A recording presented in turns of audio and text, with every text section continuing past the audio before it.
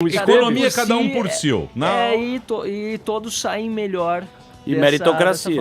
Exatamente. Você acha que é assim? Eu tenho convicção de que é assim, sem dúvida. A história mundial tem mostrado isso. Os países mais desenvolvidos... Mas você é um holandês, pô. Olha, você veio da Europa. Alemão. Meu pai nasceu na Holanda, eu sou brasileiro.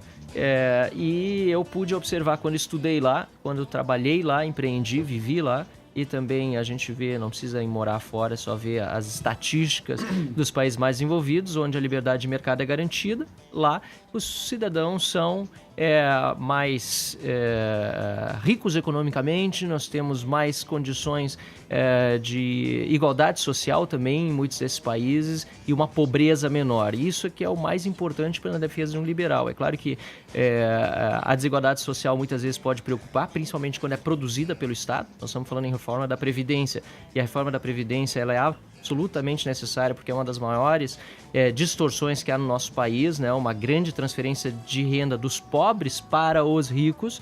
Então, há uma preocupação sim com a desigualdade social quando se fala em liberalismo, mas sobretudo é uma preocupação com a pobreza. E para eliminar a pobreza tem que haver geração de riqueza. E quem faz isso é o indivíduo, não o Estado. Sim, com certeza. Não foi nenhum estadista que inventou a Apple, a Ford, a General Motors, nenhum presidente da República. Não tem nenhum país comunista socialista as coisas legais, o presidente normalmente faz guerra, faz essas coisas, né?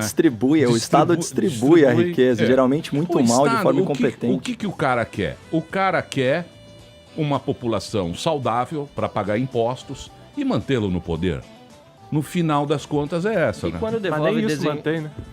Não mantém a população saudável. Não, também. mas o ideal é você ser presidente de um país rico, você tem um discurso bonito, você vende o teu discurso, arrecada impostos e fica o resto da vida lá. Distribui os benefícios. Isso é a coisa tem E muitas vezes se alia aos mais poderosos economicamente para dar mais benefícios e garantias para esse em detrimento de quem está querendo começar lá de baixo e crescer. Por isso o liberalismo justamente defende, aliás, todos que produzem economicamente, não temos nenhum preconceito com quem enriquece por mérito e esforço, mas não por meio de conchavas com o governo, e defende, claro, que todo cidadão tem oportunidade e, portanto, possa, sem burocracia, de uma forma bastante livre, produzir. E eu gosto de citar o exemplo da Holanda, porque eu abri uma empresa no Brasil antes de viver na Holanda e depois abri uma lá.